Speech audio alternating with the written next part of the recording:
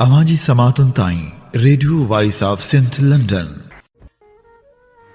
सोन बराबर सगड़ा मारूअ संदा मुंह पटोला पहवार खे उमर आछम तूं वर लोई जी लूं ॾाॾाणनि ॾिनाम जा।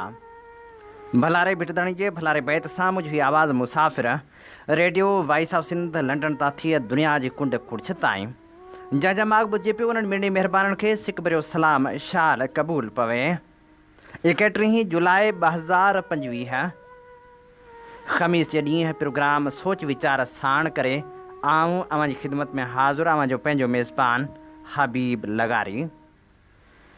प्रोग्राम जी शुरूआत में अवां लाइ इहा ई दुआ त शाल जितो जो असुख सलामती सां हुजो, कॾहिं बि ॾुखियो ॾींहुं न ॾिसो ऐं कॾहिं बि अव्हां जूं मुर्कूं मेरियूं न थियनि। दुनिया जी कुंड कुड़छ में जिते बि हुजो सिंध लाइ, सिंध वासियुनि लाइ ऐं दुनिया जे मसइलो माण्हुनि लाइ जा खोड़ींदा रहो।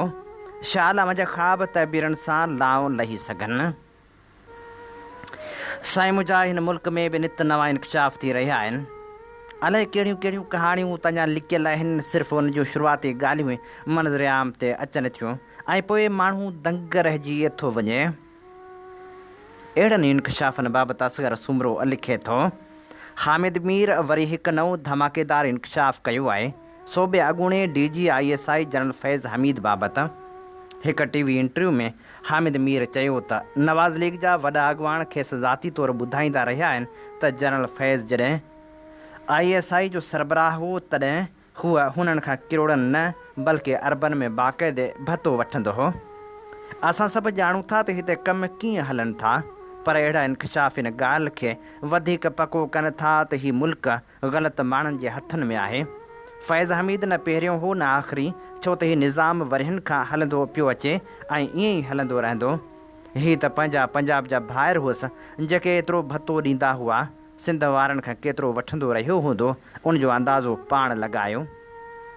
बहरहाल ज़रदारी साहिब जो 18 साल इक़्तिदार में रहण का वॾी कामयाबी न आहे, उहो त इन साॻे भते वारे निज़ाम जी ॾिनल गारंटी आहे। ऐं सिंध सां जेको कुझु ज़रदारी कयो आहे, वसीलनि जो जेको सफ़ायो थियो आहे, उहो त सभिनी जे अॻियां आहे। ॾुखो ईंदड़ ॻाल्हि इहा आहे त हीउ सॼो पैसो ठाहिण वारो निज़ाम एतिरो त गहरो ऐं मज़बूत थी वियो आहे जो हाणे उनखे टोड़णु ॾाढो ॾुखियो लॻे थो। माण्हू रोज़ानो थींदड़ करप्शन ते रड़ियूं कनि था त सिंध पब्लिक सर्विस कमीशन जूं नौकरियूं बि विकामे वियूं, वॾेरनि सिफ़ारिशी ॿारनि खे मिली वियूं। पर सुवालु इहो आहे, अहिड़ियुनि दाहनि कूकनि सां थींदो छा? जेकॾहिं तव्हां अॻुवाट ॼाणो था त बिरयानी सूअर जे गोश्त मां ठहियलु आहे त पोइ हर ॿोटी खे पटे पटे ॾिसण जो कहिड़ो फ़ाइदो? जेकॾहिं कुझु करिणो आहे त हिकु मज़बूत प्लेटफार्म ते गॾु थियो ऐं पोइ भरपूर मज़ाहिमत करियो, सोची सम्झी चओ त इन्फ इज़ इन्फ। मुख़्तसर इहो त जेकॾहिं तव्हां वटि कुझु करण जी ताक़त आहे त ज़रूरु कयो, पर उनजी क़ीमत भरण लाइ बि तयारु रहो, न त ख़ामोश रहण ई बहितरु आहे, छाकाणि त हीउ माफ़ियाउनि वारो निज़ाम रड़ियनि सां न जदोजहद सां टुटंदो। अवांजी समातुन ताईं radio voice of Sindh London. हीअं ॿुधी रहिया आहियो radio voice of Sindh London. अवां जी ख़िदमत में प्रोग्राम पेश कयो पियो वञे सोच वीचार जे हिन सफ़र में आऊं अव्हां सां मुखातिब अव्हां जो पंहिंजो मेज़बान हबीब लगारी। सिंध अंदरि जेकॾहिं ॾिसिजे त ग़ैर क़ानूनी कारोबार जे हवाले सां मनशियात जो कारोबार उरूज ते आहे। शहरनि अंदरि बाक़ाइदे मुनज़म अंदाज़ सां मनशियात जो विकिरो थिए थो। ख़ासि करे गुज़िरियल कुझु अरसे खां जहिड़ी रीति आइस जे वाहिपे जूं ख़बरूं अचनि थियूं, उन में ॻणती जोगी हद ताईं इज़ाफ़ो थियो आहे। आइस जे नशे जे करे ॾोह पिणु वधी विया आहिनि। मजमूई तौरु ॾिसिजे त असांजे समाज खे नशे खोखलो करे छॾियो आहे। मनशियात जे कारोबार खे बाक़ाइदे मुनज़म गिरोह हलाए रहिया आहिनि ऐं ॻणती जोगी ॻाल्हि हीअ आहे त उन्हनि मुनज़म गिरोहनि खे बाक़ाइदे सरपरस्ती हासिलु रही आहे, जंहिंजे करे हूअ शहरनि अंदरि पंहिंजो मज़बूत नेटवर्क हलाइनि था ऐं ॿाहिराड़ियुनि ताईं संदन नेटवर्क कमु करे थो। इहे पिणु ख़बरूं मुख़्तलिफ़ वक़्तनि ते ईंदियूं रहनि थियूं त सिंध अंदरि वॾनि तइलीमी इदारनि में मनशियात जो वाहिपो खुलेआम थी रहियो आहे। इहे ॻाल्हियूं त असेंबली जे फ्लोर ते बि ईंदियूं आहिनि। सिंध असेंबली मनशियात जी रोकथाम जे लाइ बिल पास पिणु कयो आहे, जंहिंजी आजियां त कयूं था, पर सवालु इहो आहे त छा मनशियात खे रोकण जे लाइ के जंगी बुनियादनि ते क़दम खयां वेंदा या न? छाकाणि त एक्ट ऐं कानून त मौजूदु आहिनि पर उन्हनि जे अमल दरामद जो सुवालु हमेशह उभरंदो रहियो आहे। छाकाणि त जेकॾहिं पुलिस जे इख़्तियारनि जी ॻाल्हि कजे त भला अॻु पुलिस खे कंहिं रोकियो हो त पंहिंजे हदनि अंदरि इंसानी ज़िंदगियुनि खे तबाह कंदड़ मंशा जे कारोबार खे न रोके। पर मुशाहिदे में आयो आहे त अक्सर हंधनि ते इहो कारोबार ख़ुदि पुलिस ऑफिसरनि जी सरपरस्ती में थींदो रहे थो, जंहिंजूं ख़बरूं अख़बारनि में पिणु रिपोर्ट थींदियूं रहियूं आहिनि। वॾनि तालीमी इदारनि में हिकु मुनज़म नमूने सां मंशा जो कारोबार थिए थो, उन जे रोकथाम लाइ भला कंहिंखे क़दम खणण खां कंहिं रोकियो हो। हाणे इहा पिणु चङी ॻाल्हि आहे त हिन तरमीमी बिल जी सूरत में जेके एंटी नार्कोटिक्स कोर्टूं क़ाइमु थींदियूं, जंहिंसां मंशा जे केसनि खे उकलाइण में मदद मिलंदी, पर मंशा जा केस अदालतनि ताईं अचण खां अॻु थाणे ऐं पुलिस चौकियुनि ताईं पहुचनि था, जिते मंशात जे कारोबार ख़िलाफ़ ज़ीरो टॉलरेंस वारी पॉलिसी इख़्तियार करण जी ज़रूरत आहे। छाकाणि त मंशा जो वाहिपो असांजे नए नस्ल खे अॾो ई जियां खाई रहियो आहे। नओं नस्ल मंशा सबबि ज़हनी तौरु अपाहज थी रहियो आहे, ख़ासि करे आइस जे नशे जो कारोबार तेज़ी सां फैलिजी रहियो आहे, जंहिंखे रोकण लाइ जंगी बुनियादनि ते क़दम खणण जी ज़रूरत आहे। पर सवाल वरी बि साॻियो अचे थो त छा इख़्तियारियूं मंशात खे रोकण लाइ क़दम खणिजूं या न। अवां जी समातुनि ताईं radio voice of Sindh London. हीअं ॿुधी रहिया आहियो radio voice of Sindh London. अवां जी ख़िदमत में प्रोग्राम पेश कयो पियो वञे सोच वीचार जे हिन सफ़र में आऊं अवां सां मुखातिब अवां जो पंहिंजो मेज़बान हबीब लगारी। ऐं हाणे प्रोग्राम सोच वीचार में वन यूनिट जे टुटण जे ॾींहं जो ज़िक्र करियूं था ऐं अवां जे समातनि जी नज़र करियूं था तारीख़ जे उरड़नि मां ख़ूबसूरत लेख जेको लिखियो आहे प्रोफेसर नीलकंठ। 1 जुलाई 1970 में वन यूनिट खे टोड़ियो वियो। 1 जुलाई सिंध जी तारीख़ में हिकु अहिड़ो ॾींहुं आहे जेको यादि ॾियारींदो रहे थो त सुञाणप ज़ुबान ऐं वसीलनि लाइ थींदड़ जदोजहद कॾहिं बि रायगान नथी वञे। हीउ ॾींहुं सिंधी क़ौम लाइ जदोजहद इतिहाद ऐं क़ौमी शौर जी अलामत बणिजी वियो आहे। मिरपुर ख़ास में मामा यूसुफ लेगारी ऐं असांजो कुटुंब वेझड़ाइप ऐं मुहबत सां रहियो आहे। यूसुफ असांजो ऐं जग जो मामो हो ऐं बाबो दादा रोचीराम यूसुफ जो मामो आहे। छाकाणि जो मामा यूसुफ जी अम्मा असांजे कामरेड ग़ुलाम हैदर जी भेण हुई, जिन सां नबीसर रोड खां वठी भाईपीअ खां थोरा सरस तालुकात हुआ। वन यूनिट जी तहरीक सां मुंहिंजी वाक़फ़ियत बस 3 मार्च जे हीरो मामा यूसुफ ताईं हुई। हिकु ॾींहुं हिकु नौजवान छोकिरी मीरपुर ख़ास में कुझु कामरेड साथियुनि सां गॾु असांजे घर टिकण आई। कंहिं जलसे में आई हुई त बाबो खेनि घर वठी आयो हो। हीअ 1967 खां थोरो पोइ जो ज़मानो हो। आऊं को 9 या 10 सालनि जो हूंदुसि। घर में ॻाल्हि हुई त हीअ बहादुर सिंधी छोकिरी अख़्तर बलोच आहे जेका सिंध जे हक़नि लाइ बुख हड़ताल ते वेठी हुई। वन यूनिट जो नज़रियो पाकिस्तान जी सियासी तारीख़ जो हिकु अहिड़ो दौरु आहे जेको वफ़ाक़ियत क़ौमियत जी सुञाणप ऐं सियासी इंसाफ़ बाबति वॾा सवाल उथारे थो। हीअ पॉलिसी 1955 में लागू कई वई, जंहिं तहत पाकिस्तान जे उलह वारनि इलाइक़नि मौजूदा पाकिस्तान खे हिकु वाहिद इंतिज़ामी यूनिट यानी वन यूनिट में ज़िम कयो वियो, जॾहिं त ओभर पाकिस्तान अॼु जो बांग्लादेश ॿियो यूनिट रहियो। 1953 में मुस्लिम लीग बंगाल में हाराए वई।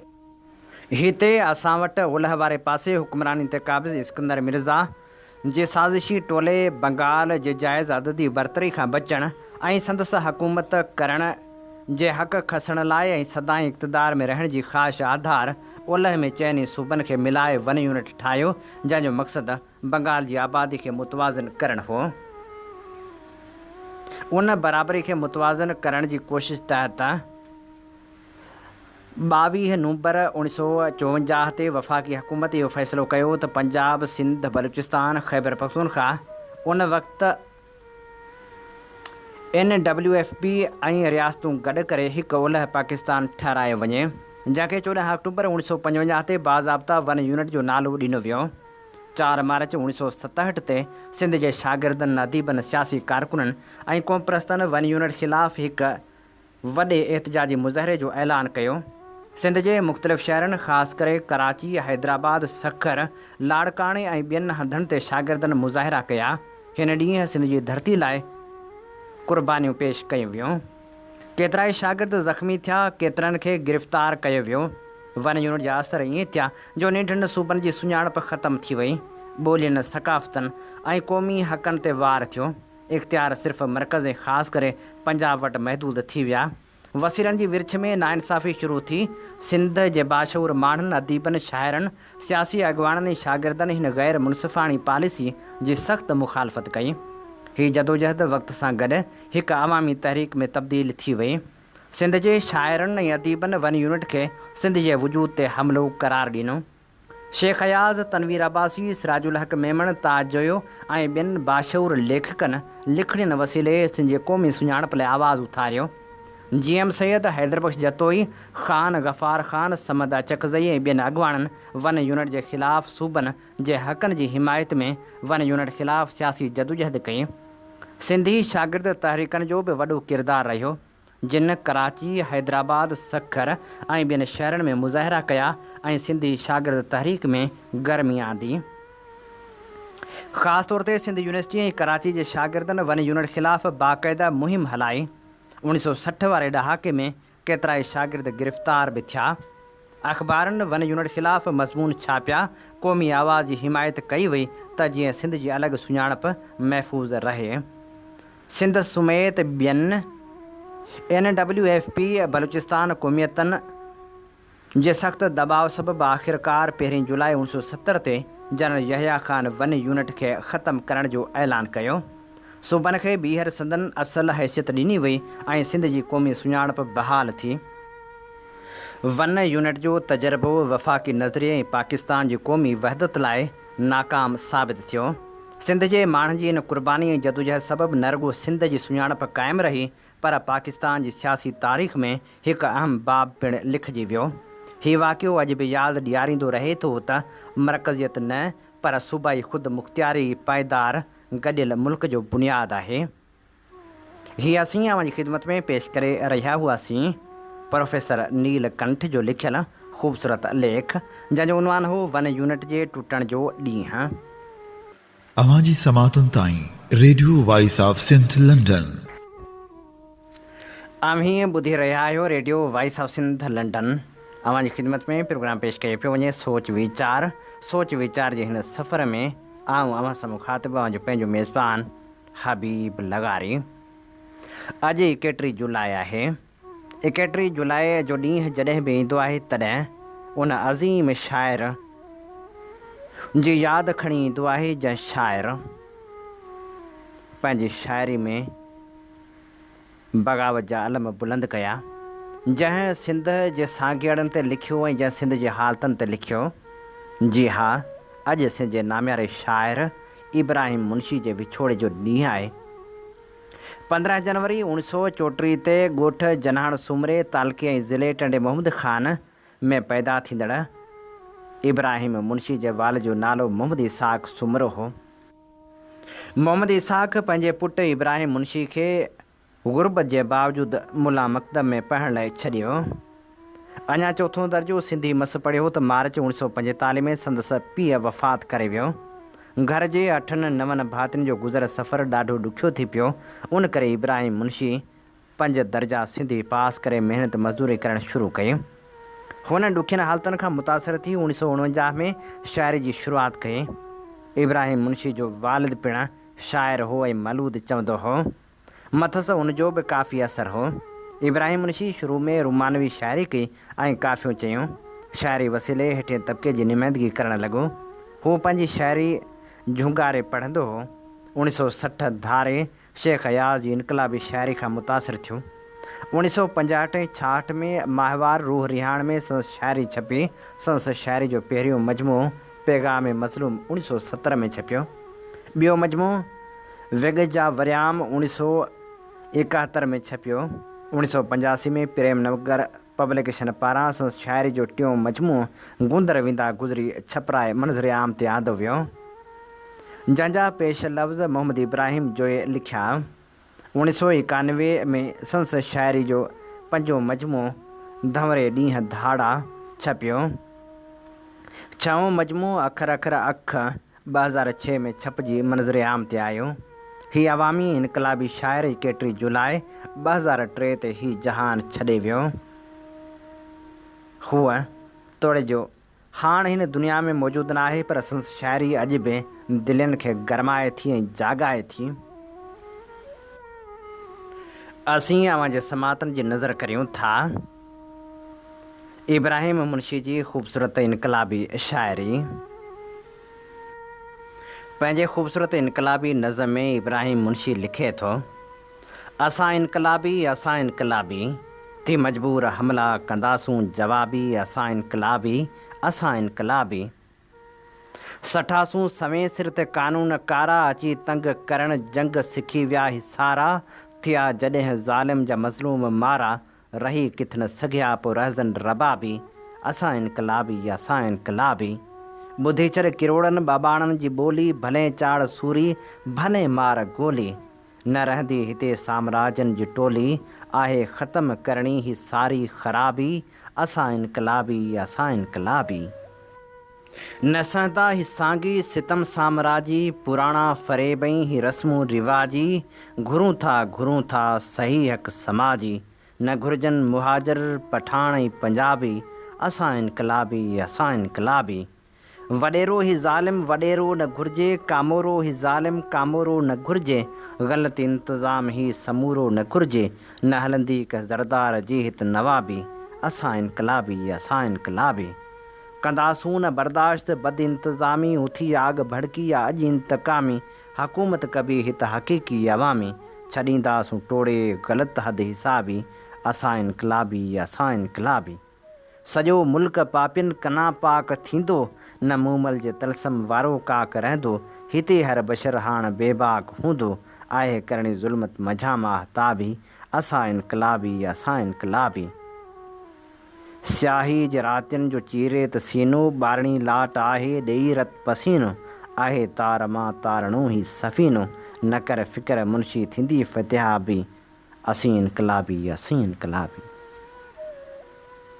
मरकज़ जे उनवान हेठि मुंशी इब्राहिम लिखे थो, मुहाफ़िज़ मुल्क जा मेड़े रखियूं सभु माल मरकज़ में, असांजो रत थियो नीलाम 40 साल मरकज़ में, अञा मज़बूत मरकज़ जो नथो भांडो पियो भरिजे, उमाणियासीं हितां अब्दाल से अब्ताल मरकज़ में, उहो मेजर उहो कर्नल उहो जनरल जिगर खाए, सदाईं सिंध पई थुरिजे मिसल फुटबॉल मरकज़ में, वॾेरनि खे ॾेई कुर्सी ॾिसो पोतिन संदी मुड़सी, हू वतंदा पाण घोरींदा अवल अयाल मरकज़ में, उहो सुर सिंध वारा भी सफ़ा पिया सींट में सम्झनि, कॾहिं चंचल ऐं कलवाड़ो कॾहिं तनताल मरकज़ में, यकीनन देस पिया तस्लीम थींदा हर ज़माने में, कॾहिं सिंधू कॾहिं सरहद कॾहिं बंगाल मरकज़ में, हमेशह कोन रहंदा ही वॾेरा क़ौम जा वारिस, ॾेखारे मौजज़ा मेहदी रहन दज्जाल मरकज़ में, ही नज़रल वियो नारो भिटाई जो भरियो वारो,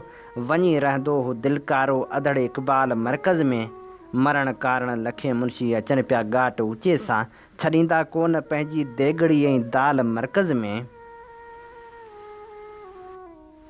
वया गोरा वरिया कारा, फ़िक्र बदिलिया न फ़न बदिलिया, न बदिलियो को निज़ाम हिन मुल्क जो बाक़ी बदन बदिलिया, कई क़ाइद मढ़िन कानून कारा, क़ौम जी कंध में कुहाड़ियूं कुहण लहे साॻियूं, रुॻो घाटियूं ऐं गन बदिलिया, ॾींहं ॾींहं पिया वञनि वधंदा प्याकू रत पोहरित जा, न साॻी ॾींहं सिघो संभरनि सवें हित साल सन बदिलिया, उहा गोली पई गूंजे सदाईं सिंध वारनि ते, नसल नेपियर संदो तिन जा, न तन बदिलिया न मन बदिलिया, मता मछ मुल्क मुंशी सॼे खावड़ जा खिग खाई, भरम भांडा खुली पवंदा जे भाॻियुनि पंहिंजा फन बदिलिया, जॾहिं कोरट अंदरि कूंदर किरोड़े ही कुॾी पवंदा, लतन सां लर्ज़ जी सारा ही लोही दर लुॾी पवंदा, उथन जेकर खाई दध को धणी ही धिंग धरती जा, त धाड़ेलनि जा धण धरती ते हिकदम सां धुॾी पवंदा, जॾहिं तड़ सभु कंदा ताबे बाबाणा ॿेड़ियनि वारस, तॾहिं तमकर ही अणतारू बाताड़ा थी ॿुॾी पवंदा, करे हकलूं हकनि कारण उथन मुंशी जे मिड़ मारू, त कातिल क़ौम कुकड़नि जी लिकण लाइ कंहिं खुॾी पवंदा, जॾहिं कोरट अंदर कूंदर किरोड़े ही खुॾी पवंदा, लतन सां लर्ज़ जी सारा ही लोही दर लुॾी पवंदा। ही असीं अवां जे समातन जी नज़र करे रहिया हुआसीं मुंशी इब्राहिम जी ख़ूबसूरत शाइरी। अवां जी समातुनि ताईं radio voice of Sindh London. हीअं ॿुधी रहिया आहियो radio voice of Sindh London. अवां जी ख़िदमत में प्रोग्राम पेश कयो पियो वञे सोच वीचार। सोच वीचार जे हिन सफ़र में आऊं अव्हां सां मुखातिब अवां जो पंहिंजो मेज़बान हबीब लगारी। प्रोग्राम सोच वीचार में हाण सियासी समाजी अॻवान ऐं सिंध लाइ जाखोड़ींदड़ अगोस बख़्श ख़ासि खेलीअ जे विछोड़े ते खेसि भेटा पेश करियूं था ऐं अव्हां जे समातन जी नज़र करियूं था नाम्यारे लेखक हसन मुश्तबा जो उहो लेख जंहिंजो उनवान आहे अनोखे आवाज़ ते घर तड़ घोरींदड़ गौस बख़्श ख़ासि खेली। ख़ैरपुर जे पंज ॻोल्हे ते हिकिड़ो शख़्स कैफ़े फिरदोस त हैदरी होटल त कॾहिं टालपुर सिनेमा जे ॿाहिरां या विच चौक ते, कॾहिं अकेलो त कॾहिं यारनि प्यारनि जी टोली में, कॾहिं मंझंदि कॾहिं शाम बीठे ॾिसण में ईंदो हो। भरियल बुत ठाहकियूं घातक अखियूं माण्हू जे मन में पेही वेंदड़, भर्त भरियल कुर्तो, गुंडेदार वार, वॾनि पांचनि वारी सफ़ेद सलवार, शाहपर जिन खे हू वटींदो रहंदो हो। साईं गौस बख़्श ख़ासि खेली तव्हां आहियो। कंहिं अची उते बीठल हुन खां पुछो, छो भला जोण वरी वारंट आहिनि छा? गौस बख़्श जवाब में खेसि चवंदो हो, हू कॾहिं जेल में त कॾहिं रेल में, पर अक्सर पंज ॻोल्हे जे चौक ते मिलंदो हो। हू गौस बख़्श ख़ासि खेली हो उन्हनि ॾींहंनि जीअं सिंध स्टूडेंट्स फेडरेशन जो ख़ैरपुर ज़िले जो सदर, जंहिंखे संदसि यार दोस्त साथी प्यार में गौसो चवंदा हुआ। गौस बख़्श ख़ासि खेली ताज़ो ख़ैरपुर भरिसां संस ॻोठ दोदो ख़ान ख़ासि खेली में गुज़ारे वियो। हुन जी ज़िंदगी केतिरनि ॾुखनि ॾाखड़नि जिन जी हुन लोक खे कॾहिं लखा न ॾिनी। हुन जे जेलनि रेलनि अवल आख़िर सिंध लाइ ऐं मरण बि मानता शांता हुआ। प्यारनि जीअं सिंध वारनि जी इहा ॻाल्हि केॾी न मूंखे त रश्क जोगी लॻी त हुननि जो आख़िरी सफ़र बि संदन ॻाढ़े झंडे में वेढ़िजी वञणु ऐं संदन साथी आख़िरी सलाम तौरु खेनि शेख अयाज़ जो लाफ़ानी नज़म सिंध देश जी धरती तोते पंहिंजो सीस निमाया ॻाए खेनि भेटा पेश कनि था। उहा ख़ैरपुर जंहिंमें गौस बख़्श ख़ासि खेली रहंदो हो हिकु स्टेट ऑफ माइंड या ज़हनी कैफ़ियत या मुंहिंजे यादनि जी आर्ट गैलरी में सिंगारियल आहे। उहा जीअं सिंध बि हाणे हिकु ज़हनी कैफ़े जो नाव आहे, हिकिड़े वॾे ख़्वाब जी साभिया पुठियां डोड़ जो नाव। हम भटकते हैं क्यों भटकते हैं दश्तो सहरा में। मां ॾिसां थो पंज ॻोल्हे ख़ैरपुर ते अची मिलंदड़ रस्तनि ते पंज माण्हू अची भाकुरे पवनि था। मंसूर मीराणी, ग़ुलाम हुसैन शर, ग़ुलाम रसूल सैतो, क़ुर्बान जसकाणी ऐं गौस बख़्श ख़ासि खेली। उहे माण्हू हैदरी होटल या कैफ़े फिरदोस जे टेबलनि ते पाण में बहस कनि था। तेज़ तरार तकरारी बहस गॾिजी चांहि जूं चुस्कियूं बि भरियनि था। वेंदे वेंदे खुननि मां ई को उथी कैफ़े जी बेंच ते को ख़तरनाक ख़ुफ़िया पंफलेट विसारे थो वञे, वरी मोटी अचे थो त उहो विसारियल पंफलेट उते बेंच ते पियल आहे। उहे बहस मोबाइल सां तकरारी, उहे ॻुझा पंफलेट, उहे ॻाढ़ा झंडा, आख़िर में उहे भाकुर, उहे चुमियूं। हिननि माण्हुनि जा फ़क़्ति उहे हथियार हूंदा हुआ। पंज ॻोल्हे में मिलूं था हिकिड़ी शाम मां मुख़्तियार मलिक, रमेश नागराणी, अञा काल्ह रमेश नागराणी, जंहिंखे मां घणो ॻोल्हींदो रहियो हुउसि। तव्हांजी काल्ह अञा हिकु दोस्त हथां फ़ोन नंबर मिलियो। हुन ॿुधायो त रमेश नागराणी सिंध खां भारत लॾे वियो ऐं हूअ अहमदाबाद इंडिया गुजरात में रहे थो। रमेश नागराणी जो कीअं साल अॻु उन शाम चयल जुमिलो नथो विसरेमि। हिन मुल्क में माण्हू जेल में हुजे या जलावतनी में, शेख अयाज़ चयो हो जीव जी जलावतनी केतिरी बुरी आहे। जीअं असांजे छोकिरनि ऐं कारकुननि जे गौसो मदर गोस हो, हुननि मथां पर पखेड़ींदड़ बदक, हीअ माशूक राजपर, हीअ सादिक राजपर, हीअ महवाल लुंड, हीअ मुख़्तियार शाह, अलाए जे किथे आहिनि। हीअ ख़ादम ख़ासि खेली, हीअ अली मदद कांदड़ो, हीअ सरफराज़ मेमण जेको हाणे समूरनि जीअं सिंध वारनि जो चाचो आहे। मीर मुख़्तियार टालपुर काज़ी, मुज़फ़र सिकंदर सुमरो, यार मोहम्मद मंगी, मज़हर खानवाहण, गाज़ी ग़ुलाम मुस्तफ़ा शर, सनाउल्ला लुंड, समी लुंड, फ़िदा लुंड, अहमद अली शर, अब्दुर्रहमान मुगल, अलमारूफ सरमद सिंधी, रहमान काके पोटो, फ़कीर याकूब शर, ज़ाहिद मखदूम जूनियर, प्रेम तुंहिंजा पार कहिड़ा चे कहिड़ा चवां, बस के नाला रहिजी विया आहिनि याद जे फ़रहे ते, जीअं दोस्त वराको दिलसी वांगुरु। चयमनी ख़ैरपुर हिकिड़ी स्टेट ऑफ माइंड हुई। हिते जीअं सिंध वारा बि सुलझियल माण्हू ॿोलीअ जो फ़र्क़ु न रखंदा हुआ, न को अलॻि अलॻि नज़रियनि वारनि सां खूनारेज़ी, झेड़ो ऐं बहस रुॻो टेबल ते ॻाल्हियुनि में हूंदो हो।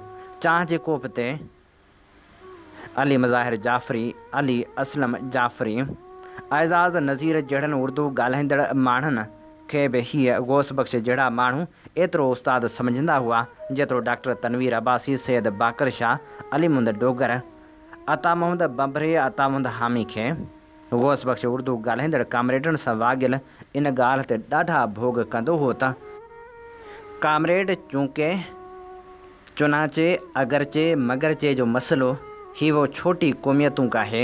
गौस बख़्श चए छोटी क़ौमियतूं असांखे कीअं था चओ, हेॾी सारी सिंध अथऊं, हेॾो सारो सिंधू आहे। पर हुनजा दोस्त national news and book stall वारो शकूर भाई बि हो त ख़ैरपुर रेलवे स्टेशन ते चांहि वारो कामरेड हमीद ऐं टेक्सटाइल मिल कॉलोनी में रहंदड़ शतरंज जो खेॾारी वली सिद्दीकी, शायदि ख़ैरपुर शहर जो कल्चर ई अहिड़ो मल्टी कलर प्लोरस्टिक यानी इंतहाई रवादारी वारो हो जो हिते प्रोफेसर करार हुसैन बि अची आबाद थियो त कडेरी इस्माइल ख़ान खां मुफ़्ती ख़ादम हुसैन, जेको मुंहिंजे दोस्त ऐं साथी शाकिर शाह जो ॾाॾो ऐं सैयद बाकर अली शाह जो वालिद हो, त मतिलबु फ़रीदाबादी बि त मिर्ज़ा आबिद अब्बास बि हिते प्यार मुहबत रवादारी झंडे जी जुड़त ऐं बनारस कॉलोनी जे साड़ियुनि जी उणत जहिड़ा। हिकिड़े डिसंबर जी राति सिंध नेशनल स्टूडेंट्स फेडरेशन जो सदर नज़ीर अब्बासी ऐं जीअं सिंध स्टूडेंट्स फेडरेशन जो सदर मौलाबख्श लगारी ख़ैरपुर जे हिकिड़े कॉलेज जे हॉस्टल में अलॻि अलॻि तबलीग करणु निकिता हुआ, जिन जी ओचिती उते मुलाक़ात थी। मौलाबख्श जो मेज़बान गौस बख़्श हो ऐं नज़ीर अब्बासी जो मेज़बान शाकिर शाह भाकुर पइजी विया। भोग ठकाव टहक ॿिए शागिर्द अॻवान गाज़ी हा भुटे हुकूमत खे घुरबल उहा रवादारी ख़ैरपुर में थी सघे पई। जामशोरे में त प्यारनि संदन जीए सिंध जी सालियाने कन्वेंशन में नज़ीर अब्बासी ते तशदुद कयो हो।